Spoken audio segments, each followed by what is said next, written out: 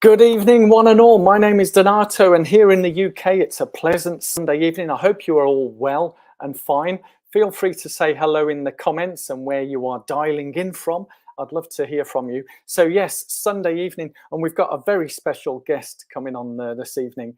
And it's one that I'm tremendously excited about because we've had some great guests on the show, like Alistair Walker, who's the European 10K champion for the 60 age group.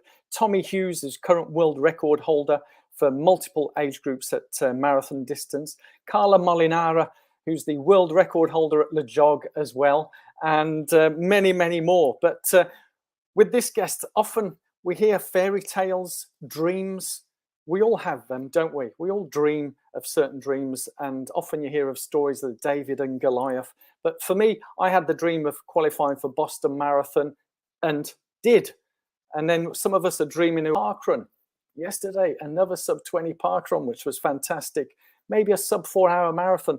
But this story is if for those of you who've been in the UK, you cannot help but have not seen this gentleman. He's an absolutely amazing guy. I won't hold back to bring him in the room. And that's none other than Ellis Cross. Good evening, Ellis. Hi, good evening. Thank you. Thanks for having me. I've got to say, Ellis, firstly, many congratulations on being the new Great Britain 10K road champion, which is absolutely brilliant. Thank you. Thank you for taking the time to speak with us here live. And there's been a whole stream of people saying hello. And I'd love to say hello to everyone. But there's Adrian, Shane, Richard, Colin, just to name but a few. So hello, everybody. You can ask questions. And in the background, for those who've been watching regular, we have got Lawrence. My friend Lawrence is in the background, who's here as moderator, and he'll be taking your questions. So I may not ask the questions as and when with Ellis, because obviously we've got a tight schedule to go with. And but firstly, Ellis, how do you feel? I mean, this week, because I saw you on BBC, ITV, GB News. Is there any mainstream national news channel that you've not been on this week? Look, I think I've pretty much covered them all, and it's been brilliant. Like, honestly, each and every one of them have been amazing. Like I said to you before, it's great, for the sport really, as well, in terms of like exposure and stuff, getting it out there, and everyone's been amazing in terms of like the support and the amount of messages and love that have been sent my way. It's kind of overwhelming really, and just it's incredible. It has been immense since finishing the race. It's been immense. The amount of, like I said, the amount of messages and stuff. It just shows, the power of like the running community and how much everyone kind of supports each other as well, and not just myself. So it's been, incredible. It is amazing. You've got some congratulations here from Austin in Texas already, and Dave and Tom is on as well from there. So we've got people from all over the world. I know some Kiwis will be tuning in as well, but they do follow a lot of the British scene. But as you say, Ellis, it's amazing. I mean, you were in the David and Goliath story. We've got Mo Farah, double Olympian gold medalist. Tell us the story. I mean, you came along. The headline news, and people have been saying all sorts of things, that club runner turns up and beats Mo Farah. You're not just any ordinary club runner. You did pay the entry fee, and you didn't have your name on the bib, so you had a regular number like everybody else. Yeah. Tell us, give us a bit of a background as to the day before and how you came about doing this particular race and why this race. So obviously the press wanted to kind of make a story of it, and to some extent, obviously I am kind of a club runner, but they wanted to obviously play it down as much as possible. But of course it wasn't one of those sorts of situations. Obviously it's still a dream situation and a complete Absolutely. Obviously it's a complete shock, but it's not as much of a shock as they had kind of been out there in the press. Like, I wasn't just out on a night out after a few beers and was like, I might sign up for my first 10K, so I don't like to put bracket on what's like good and not as good, elite. Do you know what I mean? Like, because like, everyone's got their own levels with running. That's what's so great about it. So I was training quite hard. I'd just been out to Fontramaux for 3 weeks to do a block of altitude training. Yeah. In the French Pyrenees. That all went, like I say, it went very, very well. Just took 3 weeks off work. Mainly, it gave me a bit of time to just focus on training, not just the altitude benefits, but the benefits of being able to kind of focus on on training and on like my trade, and I knew things were going quite well. I was feeling quite positive about the sort of training I was putting in there, and I decided that this race, the British 10K Championship, would have been ideal preparation in the lead up to the summer on the track. So I wanted to go there and have a hard run out, and I did think things were going to go positive. I did think I was going to have a good run. Obviously, nowhere near to the extent that what actually happened, but I did think I was in good shape. And for me, I've been in the top 10 previously, and that was kind of the goal again. Really, I'd been telling people, like, if I can get anywhere near the top 5, that would have been for me an incredible performance. So to win it, obviously, it was absolutely like it was just complete. It was shock. It was shock, especially when you're racing a caliber of athlete like Mo Farah. It is a massive surprise. And also Chris Thompson. I mean, you're a member of Aldershot Farnham District Club, and Chris Thompson, who's an amazing athlete himself, he's club member with you as well. Yeah. And I mean, he's known as Tomo 10K on social media, so he's the 10K man. No, he is. I think, to be honest, like the actual field itself, like the domestic field, has been kind of overlooked a little bit. Like, I look at that field, and if you take Mo Farah out of the race, it's still a very strong field. Absolutely. Such high quality athletes that have been at the top and been around, the circuit at such a high level for many years. Like you say, Tomo being one of them. And there's many more, look at like the recent success, especially of like Phil Sesman and the marathon guys that were in that race as well, like Mo Dan, who was third. He's also performed so well, especially of like the half marathon distance. So I look at the whole field, to be honest with you, and you take Mo Farah out of it, and it's still an incredible race to be a part of. I mean, watching that race, it was like, you weren't holding back though, were you? I mean, someone commented that you were literally on the tail of Ailish McLaughlin and from the start, and you were clearly towards the front, but within the first mile, you were at the front of the pack, weren't you? You were the front pack, which is very brave. I mean, talk about taking the bull by the horn. No, a lot of people have said this, and it wasn't actually my intentions, to be honest.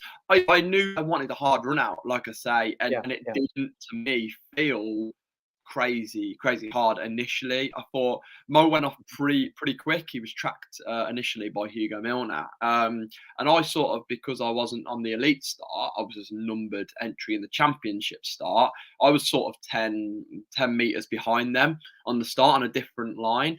And I started on the side of where the elite women started. It kind of split into two. So they had the elite men on the left side, as if you're looking out onto the course. Anyway, elite men on the left side and the elite women on the right side.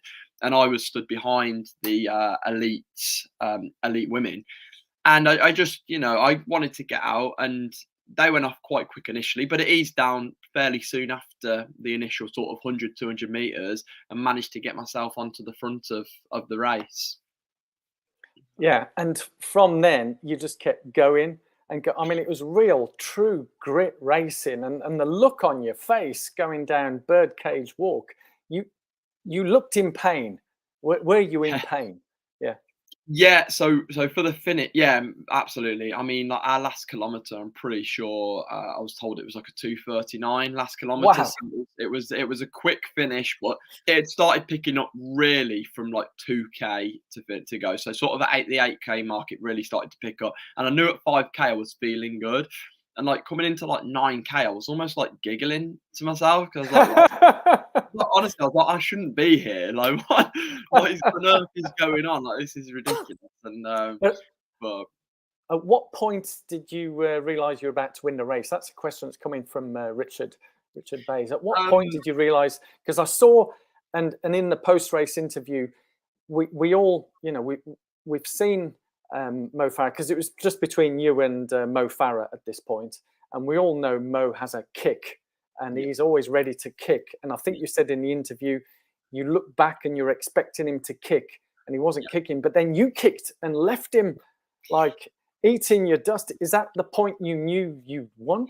Yeah, like, I've said it a lot of times in the sense of, when you're racing someone like Mo Farah, who is obviously so renowned for his sprint finish, you Yeah. are almost just waiting. You are like expecting him to just come round you at some point. Yeah. And I was waiting. I did kind of have like play the tactics from about 2K to go. Like I say, from like the 8K marker, I'd started to think, how do I get the most out of this race? And it was by pushing on the pace, because Mo's got such a fast finish. But you're still expecting it, because at the level of athlete he is, like people saying like he's past it and stuff, but he's still an incredible athlete, you know. And you look at someone like Eliud Kipchoge, who's still, you know, going on, fighting on fit. It's you are expecting him to come around. So it was only until like last 20 meters, honestly. I kicked off the final corner. And it's crazy, because I actually learnt the tactic almost from Mo Farah himself. He always said, if you want to win a race, you've got to be leading off like the final bend, because you've always got to make somebody go further around. So I knew if I was going to come around that final bend, I had to make sure that he's got to run further to get around me, even if he's going to be faster on the finish. And that's why, as you can see in like the home straight almost on the videos, I'm kind of like looking around, looking to see over left and right shoulder, which shoulder he's going to come around on. And I saw a little glance, and it was like, he seemed like he was a little bit further back. And I was like, oh my gosh, I think I might have won it. And it only hit me genuinely when I went through the tape. When you went through the tape. I mean, it was incredible. As I say, absolute true grit, the determination that you had. And so you've learned from the master, you know, you've literally taken, you know, it's almost like Obi-Wan Kenobi and the Jedi Knights and whatever, and you are, you know, the young Padawan, and you've basically turned the table, learning from him, saying, you know, kick on the bend. It's fantastic. And you had some really good words to say about Samo. But what did Samo say to you immediately after the race? No, he said like, well done, but I could kind of tell he was obviously a little bit disappointed. I mean, to say the least. Well, naturally so. Yeah, absolutely. I mean, obviously, I'm sure he would have expected to have won the race, because his training block in Ethiopia went very, very well. But he did congratulate me, and you know, he is a very humble guy. Like, he is a down to earth, nice, genuine guy, as we've seen like on the TV as well. You know, his time on I'm a Celebrity and other bits that he's done, he comes across like very, very well. So he congratulated me, and we had like a little chat about the training camps and stuff that we'd been on. But of course, obviously a little bit disappointed, but it was, you know, his first race after sort of like 10 or 11 months or something. So yeah. I mean, do you feel this is a major, obviously you've been on all the major channels, wherever. I mean, have you been offered all sorts of lucrative deals, and you know, you work at Up and Running? You have a day job, which is part of the romance of the story. That's a lot of people saying, can you be an elite runner and have a day job? And obviously you've proven that 100%. And I did comment to the guy who raised it, I think it was a journalist, and I said, with careful planning and obviously the job itself, you know what it is. But how do you shuffle and work with your, you know, that you say you went to do altitude training, you've got a day job, and you do the social runs? I mean, I've done social runs at Up and Running in Birmingham, and it's great, you know, it's a great running store. But how do you juggle the two? So it is finding a balance, and Up and Running have been brilliant in terms of flexibility. Of course, you're working in an environment that you obviously love, and you're obviously working with like-minded individuals that understand. I think that's the key, is almost like having an employer that understands the commitment that athletes have to go through. And I mean, it's easy for us to sit here being part of the sport, but it really is one of the most like, it's one of the hardest sports out there. I genuinely think that, in terms of, it's just like not that forgiving, it's just relentless. You've got to get out there and get it done. And it's finding, I've struggled a little bit over the past couple of years in kind of finding my feet at senior level since moving out of university and into like work life, and just finding that balance. I think that's the key word, really. But I work I work Monday to Friday, and then a day on the weekend. So I'm doing sort of like between five and 6 days a week. But I split my time between working with Up and Running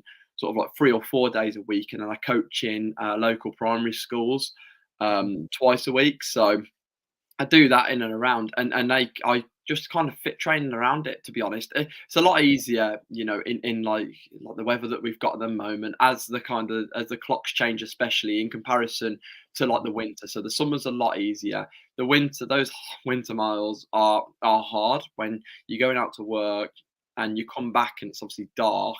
It's gloomy. The weather's not great. It's freezing cold, and you've got to put your shoes on and just kind of get out there.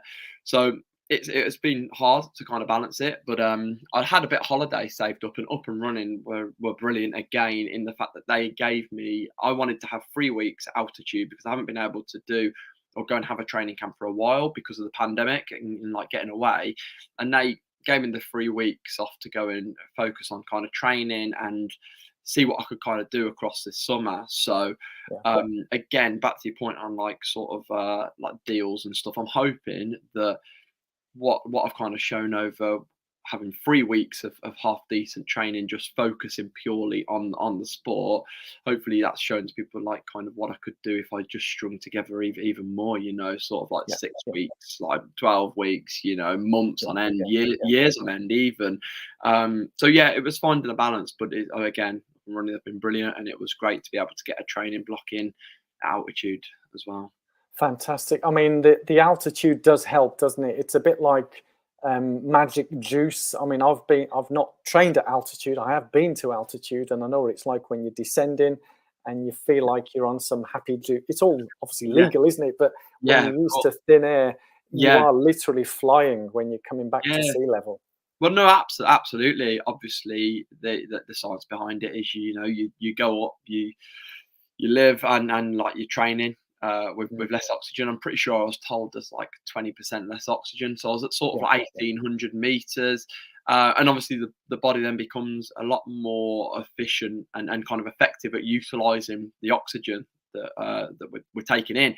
And obviously when we come back down to sea level and we've got 100% oxygen, we obviously got a lot more in terms of our like red and white blood cells, and we can then just utilize that and recover and stuff a lot quicker. So that is why athletes do it, and I've always been quite a positive responder to altitude. Some people respond to it different to others as well, but I've always responded positively to it, and you know, definitely this time around.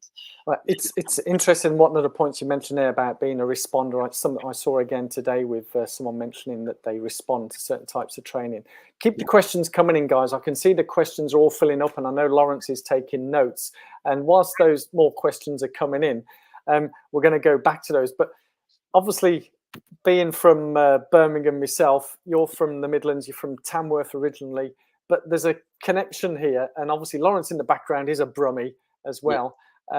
Birmingham City, for those in America, Australia, New Zealand, and so on, soccer. Birmingham City, how did that come about? Been a Birmingham City supporter all my life, like big Birmingham City supporter, I would class it as. Been a season ticket holder. I was taken by my granddad when I was sort of like probably 6 or 7 years old. I was been a season ticket holder since I was like 8 or 9, up to the age of 18, before I moved down south to be located in London and obviously study at university and focus on kind of like training and living in London. But now, I go mainly to the away games. So we've done a fair few this season. You know, like long trips up to places like Hull and Barnsley, and not so enjoyable trips back down south because it's not been a good season, has it? It's not been good. It's not been good at all.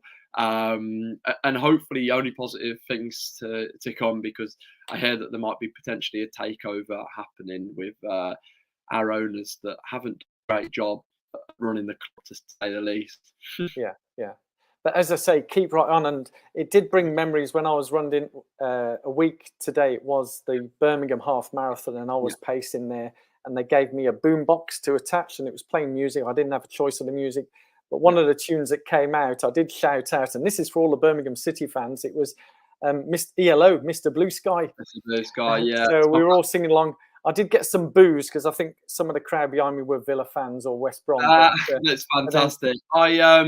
No, it's my favourite song because of that, actually. And when I got taken over to Green Park after the race, did an interview on, I'm pretty sure it was the Vitality Bandstand, actually, and I was on there in front of a lot of people, and they asked me for a song choice at the end, and there was only ever going to be one choice with regards to that. So I also went ELO, Mr. Blue Sky. Mr. Blue Sky.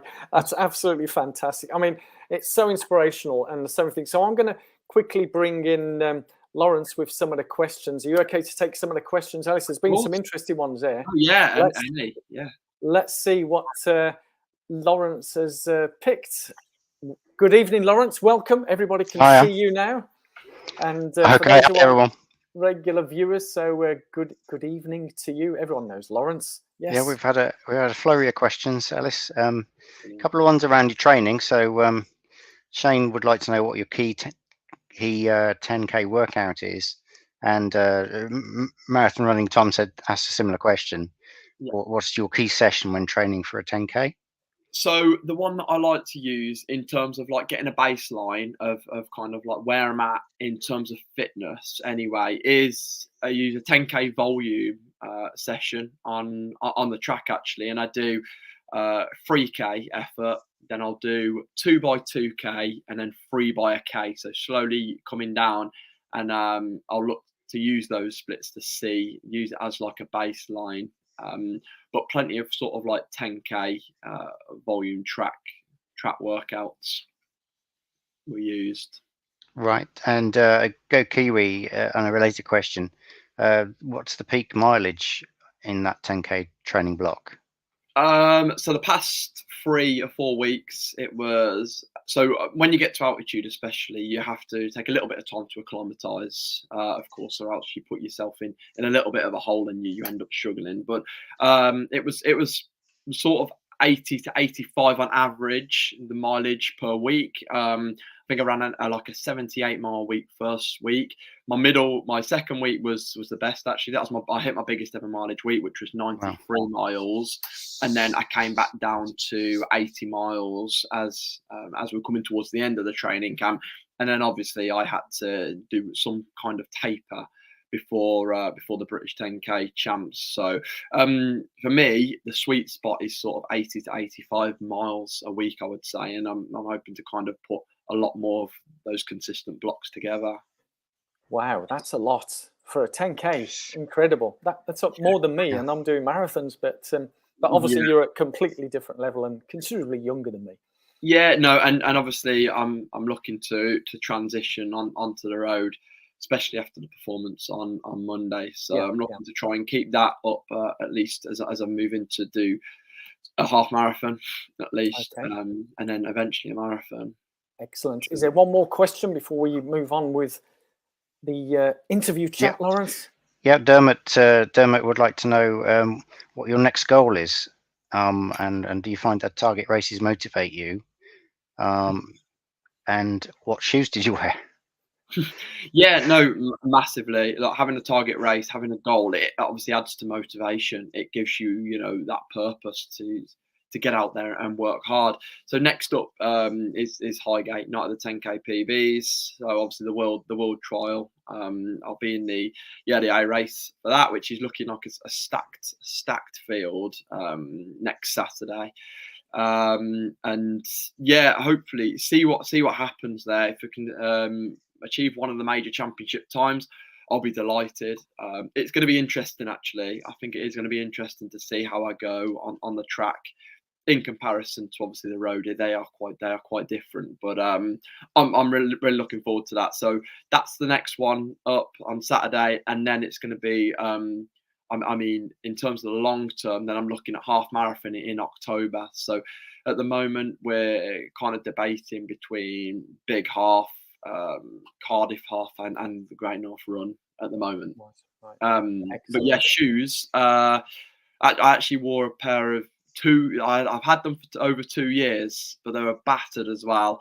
And hopefully justify getting a new pair. But they were the Vaporflies that I wore the next percent.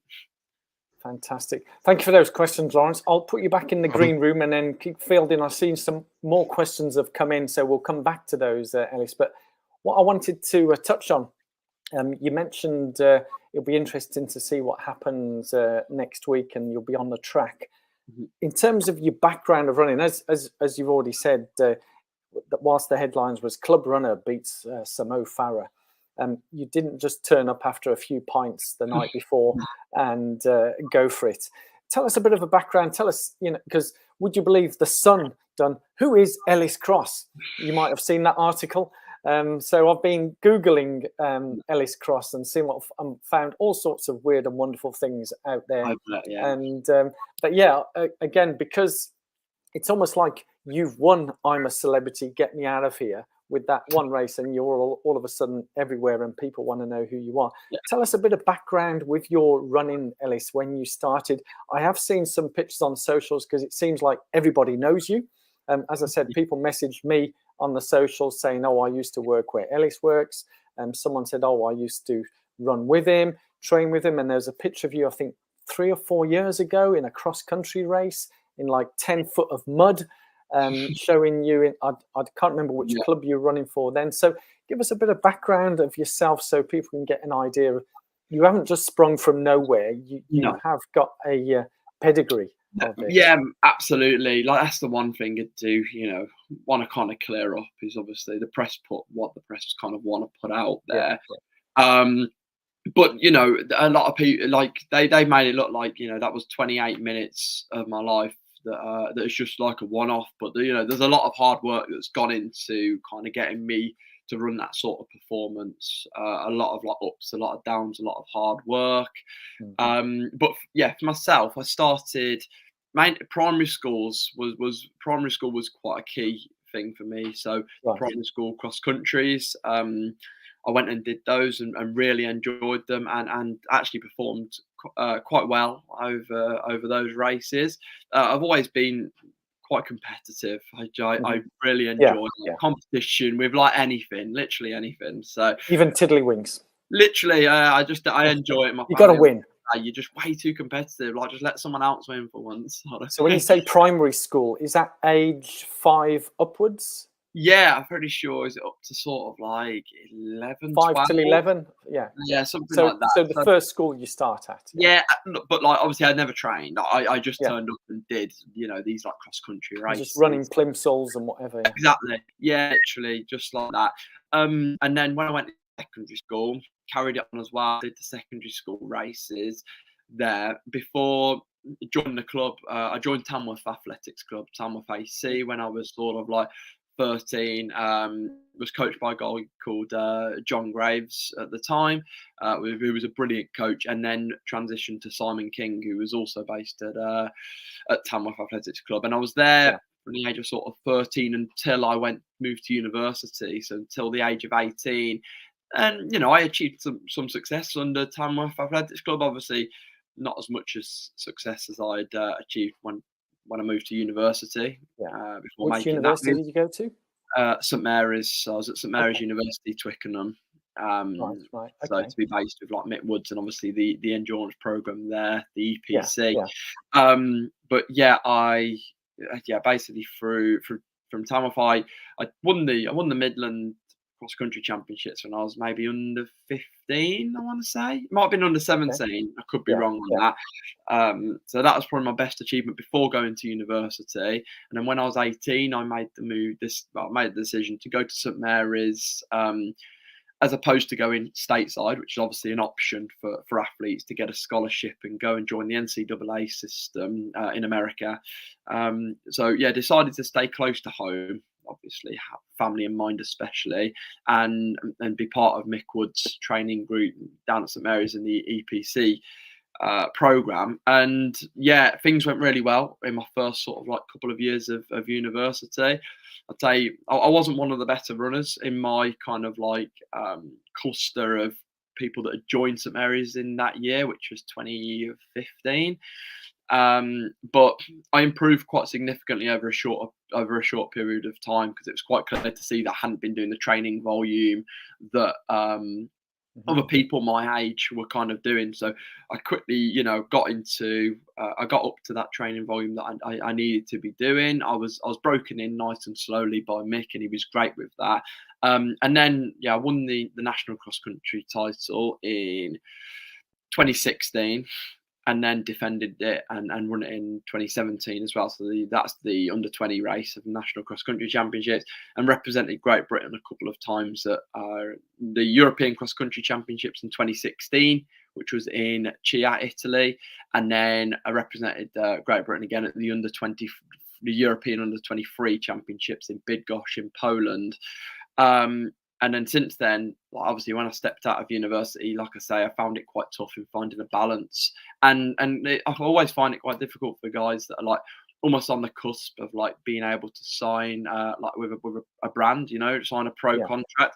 It's always difficult for those guys because you are almost left with a decision. Do you go one way and commit everything to your sport, even though at that time you're not earning anything from the sport at all, or do you just focus on your career, which can ultimately pull you away from obviously realizing the potential of an athlete? So it is a very difficult decision, and I decided I'm going to try and balance it for the time being. I'm not going to completely commit to a career that I'm going to use my sort of degree in, because I've graduated with a degree in health and exercise science. I decided I'm going to just kind of balance both working and training, like I say, and it turned out to be a good decision so far. But I'm hoping I'm now going to be able to invest a little bit more time really into running, especially. It's fascinating because you were saying earlier about what you've come through, and you've obviously come through as a child, and now you're coaching children as well. So they must love you as well. Obviously, with the extra media coverage, they think oh, I know Ellis. Yeah, he teaches me. Do you find that what's more rewarding for you, the coaching of the children, day job, or the athletics? So you got like three things, or is it to balance all three and you enjoy all three at the same time? They all kind of play hand in hand, to be completely honest with you, and I love every single part of it, because I go to primary schools and I enjoy coaching younger children and inspiring younger generations. That's something I do love. I love helping people, so I do that obviously in the primary school, and then in secondary, and obviously my other job with Up and Running, I go there, and obviously then I'm speaking to adults and like-minded individuals that are wanting to work hard and train with their running, and I have good conversations with them as well. So it's almost like you're helping two different ends of the spectrum. You're helping obviously the super young generations, and then just like older generations, just adults. And it's brilliant in both areas, like I get to have a good chat with people in work. And obviously when you do a job in an environment that you absolutely love, it's something that you can't complain with. You're definitely onto something. But obviously athletics as well, I love the social side to it, and people don't realize the size of like the running community in general, really. Like it is an amazing place, like we've touched on with the social run of Up and Running. The social side is quite powerful, and I think it's another thing that the press didn't realize, is that obviously it's classed as an individual sport. And I think they probably expected somebody, completely almost like introverted in terms of personality to kind of show up. But obviously I can talk for England, which they were quite surprised of. It came as a bit of a shock. But that's because, the sport is social. It is social out there. Like I said, the community is like a great place for people. It is brilliant. You must have had an uptick, pun intended, with Up and Running. Was there an uptick with people turning up at your store wanting to get some new shoes and social runs? So the Tuesday I went over there the evening, so we did have more than we usually do anyway on average. I think we had I think the police turned up in the day. I wasn't working in the day because I had you had police protection. I had like media duties to deal with, but in the day the police turned up saying like they were expecting quite a big turnout, so they would be there on hand in case. Oh wow! Like safety, so we kept it in like a local park, and I turned up and like I'd had quite a long day. I'd had like interviews and like all sorts, like BBC breakfast and stuff. So I was hungry, so I went over to. I always do this anyway. I just go. The shop is situated opposite a co-op, and I just went into the co-op and always at that sort of time before the social run, the reduced to clear stickers come out, and that's a brilliant thing for someone like me. So I went in there and managed to get a sausage roll, and I've come out and I didn't realise the press were going to be there, and I've been packed to like just scoffing this sausage roll. Oh, That's Ellis.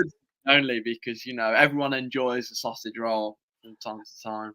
I tell you, Ellis, that made me cry. And I can see Lawrence in the green room. He's laughing his head off because we used to turn up to various supermarkets when they marked down the prices. And yes, Lawrence, Marks and Spencer's, we know the time. And I've been in places where people are so cheeky, they will go to the store assistant and say, "Can you mark this down, please?" It's say 5:30 or 6:30, and they know they should. Yeah, and they say this should be marked down. Yeah, you go into supermarkets and you get to that sort of time, and you could easily lose a race to the reduced. You'll never see people move so quick. They're straight on it, and then you're almost in a fight for the best thing. Yeah. And there's always just one sad sausage roll left, so I have to take it because I feel sorry. When you say a sad sausage roll, I can't remember what the sad food I've left, but I'll eat anything. Literally, I'm the same. I'll save that for the Fast Five and Furious for later, Ellis. I didn't tell you about that part of the interview, but whilst we're talking about food, there's been a whole plethora of questions about diet. So I'm going to bring Lawrence back in. And I know Lawrence has got some questions. So I could see you giggling in the background, Lawrence, yes, when Ellis was mentioning about the markdowns. Obviously, you mentioned Co-op. Other brands are available. We mentioned Marks and Spencer's. And I do recall Tesco, where there was a fight down in, I can't remember what it was, and one lady literally barged me out of the way and filled her trolley with everything that was available. And it was like, I wasn't even going to have it. But there was things there like lasagna to feed maybe a family of 5, and she took like 4 of them all at once. I'm thinking, I only want one. But anyway, enough about that. Yeah. Lawrence, so the key question, I'm sure, Ellis, people are going to ask things like, I'll let Lawrence. Well, absolutely. I was chuckling away, not because of the reduced thing, which was a hobby of mine. By the way, Ellis, in the, in the chats as well. So we're all relating to this markdown story. Go on. Sorry, Lawrence. That's okay, Ellis. You kind of answered part of one of these questions, which is and there's a number of food-related things. A little while ago, Kiwi asked about fueling gels. I'm not sure whether that's in the context of training or the race, but there was a question from Mushy Run asked, "Do you follow a special diet?" And Shane said also, diet is an area he struggles with. And how disciplined is your diet? Well, I think we've covered that slightly already. But what foods do you find are the best fuels? No, my diet, honestly, if people actually saw what I'd eat, they'd be like, there's no way you can run quick off it. I'm very relaxed around my food. There's obviously a bit more focus around sort of like races and stuff. But my nutrition up until sort of this year especially was very poor. But I have now got like essentially a nutritionist or dietitian that is helping me, but not kind of just kind of guiding little things, because I've got such a sweet tooth. I think it's quite common with runners, and obviously I just like to boredom eat, and I'm just eating a lot of junk throughout the day, but just kind of changing those into like just slightly healthier snacks that are just a little bit more beneficial in terms of like being protein based is all that's kind of been guided there. She's not been setting exactly daily like meal plans. Essentially, I choose those, but it's not great, to be honest. My actual diet itself, it usually consists of like morning, obviously coffee, something that a lot of runners do consume, coffee, and it'll be like a standard like cereal of some sort, or like a couple of chocolate croissants with a coffee. And then mainly lunch. I mean, pretty much every single day I'll have a meal deal from various supermarkets. Again, a bit of a battle around lunchtime actually, with other customers fighting for the best meal deal. And then it come dinner time, it can vary. It can genuinely just be sort of like whatever I fancy sort of picking up. But again, I'm very, very relaxed with that sort of thing. Around like race day, it's a bit more focused. I do have like a pre-race meal that I do have in terms of it's a pasta, like chicken and like bacon, like lardons, basically like bacon bits in with like some tomatoes and stuff. Quite a big bulk of sort of carbohydrates in that sense. And the question about gels, I don't actually consume gels myself. It's something I might have to look into for like future race in terms of when I step to the half marathon and marathon, but it's not been something that I need when I'm sort of running, say, maximum 30 minutes, especially because I can get away with sort of banana and a Lucozade, that sort of tops up my fast releasing sugars before a race. At what point do you take the banana and Lucozade? I know that's a question often people ask. Is it half an hour, 2 hours? Does it not matter? It's usually on average an hour. Usually that's sort of like the prime point, and that is something that my nutritionist Brianna has actually been helping with in terms of the timing, because I might have a little bit of knowledge. I mean, the knowledge around like nutrition stuff with like runners, it's never been that great. My knowledge of nutrition's never been that great, but her providing sort of like timings and when best to kind of consume them is ideal, because obviously with races, the times of when you can race vary so heavily. It's difficult to get it right, you know, and the last thing you want to do is be on the start line almost like feeling a bit hungry and just like a little bit underfueled to a certain extent. That's the last thing we would want. Right. It's all interesting. It's quite reassuringly down to earth. What you're eating and drinking. Yeah, massively. I would never restrict anything that I sort of eat at all. Like, we went out for a curry the other night. I eat out of a little bit as well. So a nice Ruby Murray to get you going. Yeah, no, exactly. Excellent. Was there any other question that was burning, Lawrence? Yeah, there are a couple of oddments around training. So there's a question: do you use any sessions? Forgive me, I'm not familiar with this.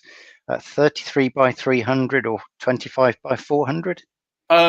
No, so I like to do training. I'll never really do a session that is, say, one sort of like distance. Basically, I like to make sure that it's sort of varied, so that I'm always getting a little mixture of pace. So I'm very familiar with those sorts of sessions, you know, that people do in, like, you know, whether it be like 8 or 10 by K or like 20, 25, 400s or whatever.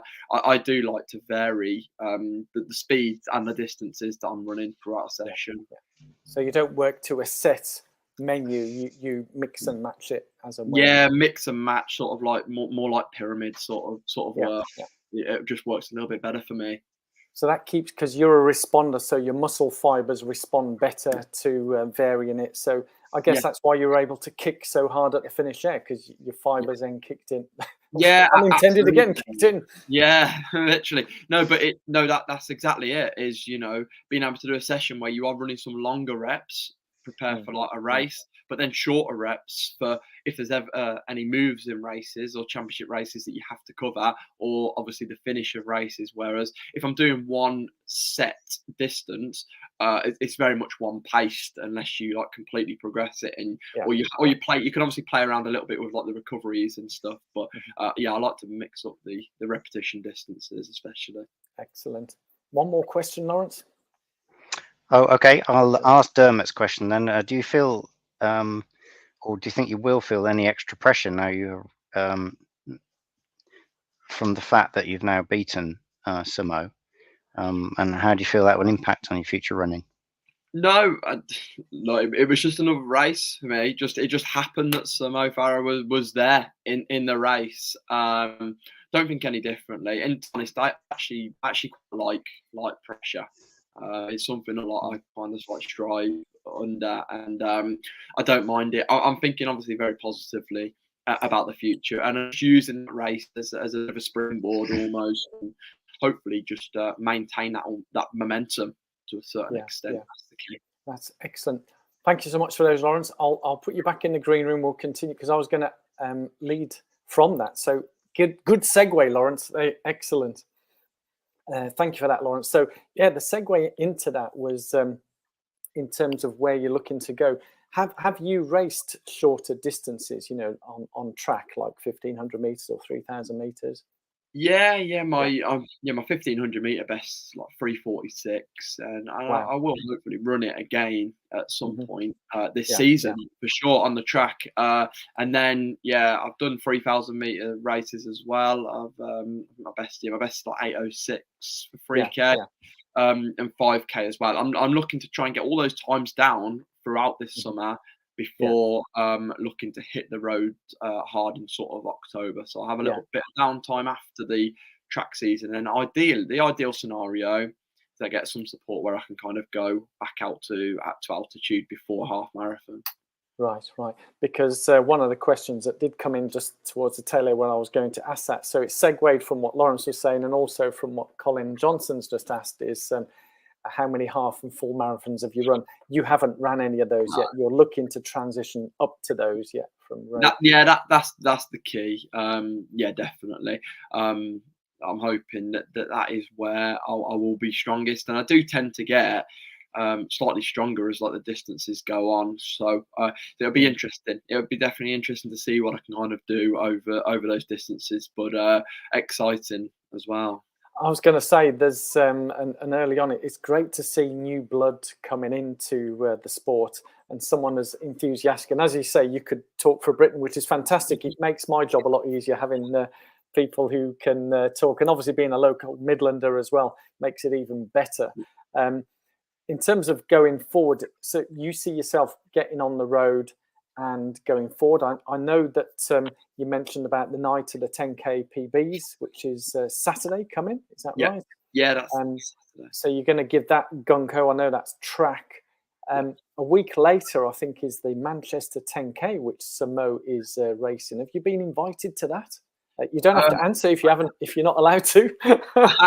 No, I think there is the potential. There is the potential for sure. I think there has been some contact made, but I've got an agent now that will deal with whatever needs to happen with regards to that. So if it's potential for me to do it and worthwhile, and most importantly that I respond okay from like the 10K on the track, then I might potentially go up to Manchester and run it. But have a shootout. Have a rematch almost. Yeah.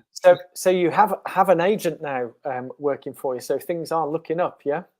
Yeah, definitely. I think for me, it releases a little bit of like the stress of having to find obviously these races and obviously wanting to run fast times on the track. It saves you a bit of stress and means that I can obviously focus a lot more on just the running part, which is what I want to be doing. So I'm hoping you can help me, especially in terms of like negotiations of sourcing sort of like a contract going forward.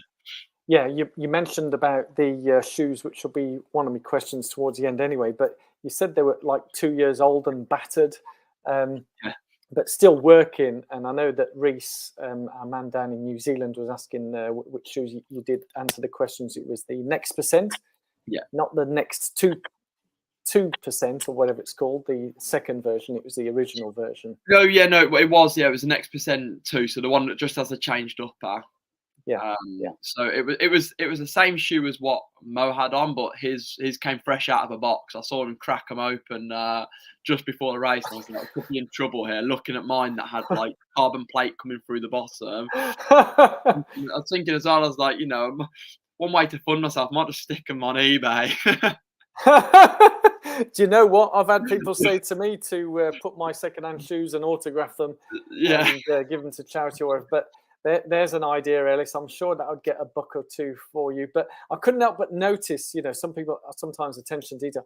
It was the same colorway as well. Yourself and Mo had the same colorway shoes. It was.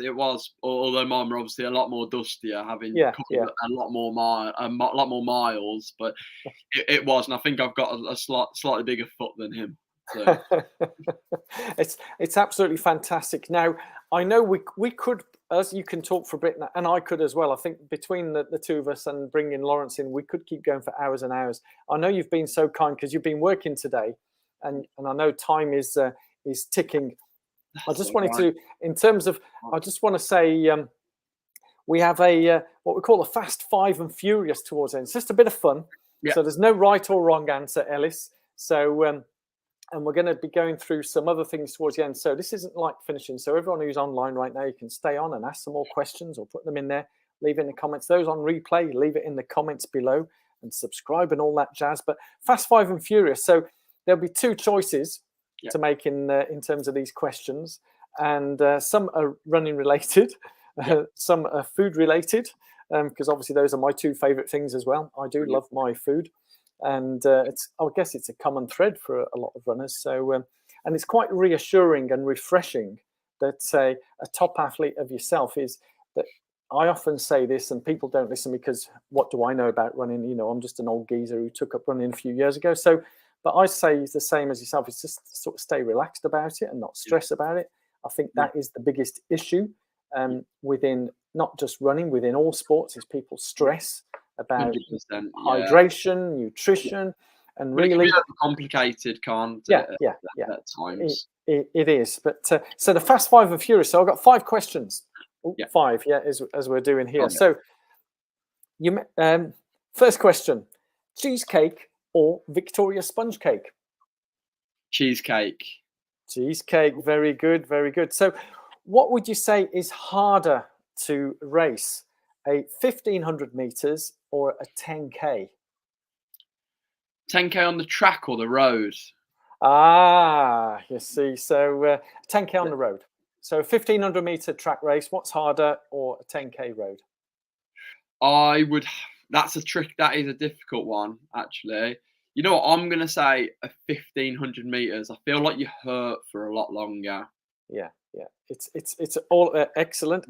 Yeah. The third question. You're doing really well here, by the way, Ellis. Nike or Adidas? It's a tricky one as well. Because I've just got more of their bits, I would have to say Nike. Okay. As I say, there's no right or wrong answers here. And don't worry, we won't hold anyone to this. Question number 4. You might like this one. Pizza or burger?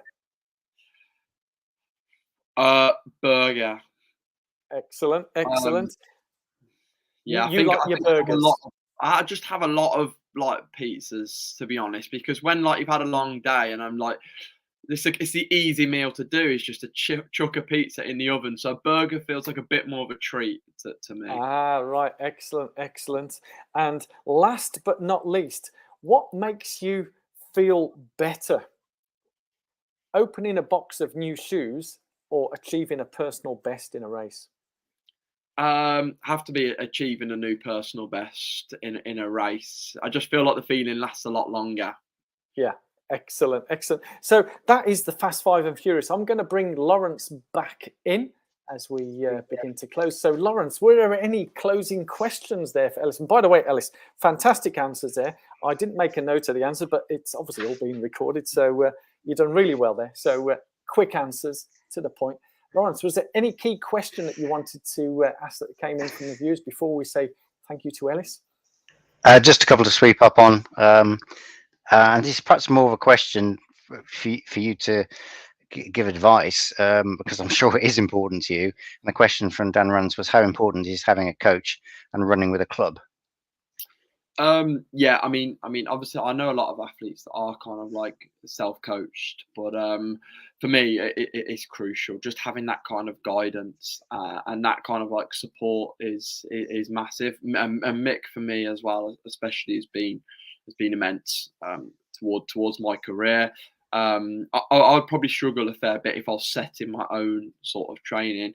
Kind of have like the knowledge and stuff, but I prefer just turning up on the day and just being told like, look, this is what we're doing, go and do it, sort of thing. So I find that I think it's very crucial for sure. And running for a club, yeah, I mean, massive. Like the reason I joined Aldershot in particular was because they enter all of sort of like the club events, and I'm always someone to turn up to my club as well. I absolutely love it. The last race that I did actually before the London 10K was the Southern 12 stage relay, and I have great fun representing the club, and there's no better feeling than pulling on the club vest, and it's great for obviously developing athletes too, of all ages, for sure.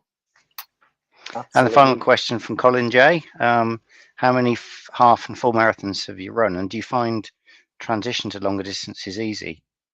Yeah, so I haven't actually run one yet, but I found 10K on the road I thoroughly enjoy. I'd say it's probably my favorite event, to be honest. Now especially, I'm starting to really enjoy the road and looking forward to kind of the future going up to those distances. Yeah, those are fantastic questions. You're going to love this, Ellis. There's someone here who's just left a comment, and as I said, you are making an amazingly positive impact across all age groups. So whilst I'm an old fuddy-duddy in my 60s, I'm probably older than your parents, but Dermot Dowling's left this comment here, and I'm just going to read it verbatim to you, Ellis, because it is quite touching, really. Is that Ellis comes across as a genuine young man, and I wish him all the very best in his running career. Right, full stop. And this is the next bit that really makes me start, and you'll love this. It says, my son has just walked into the living room and asked me, what the hell am I doing talking to Ellis Cross? So his son knows you and knows how, obviously word has got around across all the schools that Ellis Cross is there. How amazing does that make you feel, Ellis? That's fantastic. That's obviously he thinks, because obviously you're talking live, we're chatting to you. Yeah. He thinks because we're all in this room live, because there's quite a few live listeners here from around the world. That's the amazing positive impact you've had, Ellis. Oh, that's honestly, it's so kind of him, and obviously, those words they mean a lot. It means a lot, to anybody to hear something positive spoken about them, and to know that you're having like a positive impact on just anybody. To be honest, it goes a long way. Especially after the couple of years we've had throughout the pandemic, it's it means the world. Like I said, I've had so many messages of support as well, and can only thank was it Dermot? You said I can only thank him. Dermot Dowling.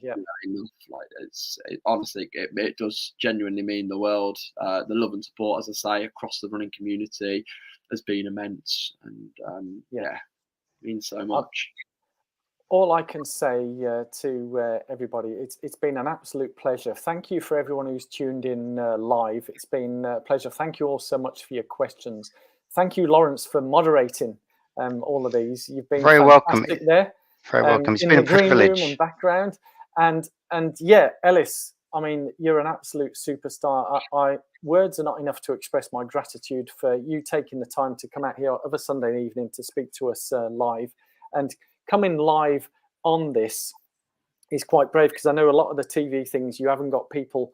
It's just the studio people who get to talk to you. But here you've got live people. I don't know how many have come in and out of these rooms, because obviously it's a Sunday evening. But I'm guessing a couple hundred have been in and out of the room and looking in there. And obviously, look, even just chatting to you guys is still it's still well worthwhile. So I can imagine people have got better things to do on a Sunday evening than listen to me go on, like I say. But we really appreciate it as well. No, we've loved it. It's been an absolute blast. We have to get you back on again, Ellis, and obviously you can bring your agent on as well or whatever, and we'll have a bit of a chat about all sorts of stuff. But yeah, we could all talk forever. All I can say is I wish you the very best in the future, and obviously good luck with the night of the 10K PBs and whatever happens. And if you do go to Manchester 10K, say hello to my sister. She won't be racing Mo Farah or yourself, but she's there doing her bit for charity. She lives in Manchester. But no, it's been an absolute honour and a privilege. But thank you to everyone. Thank you, Ellis, for making this evening and being such a great sport.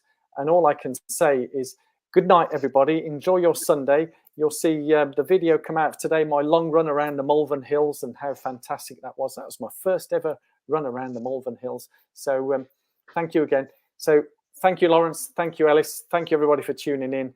All I can remain say is waving bye-bye and good night, everybody. As I say, tutty bye, everybody, in the words of Ken Dodd. Thank you and good night. And I think I've pressed the, there we go.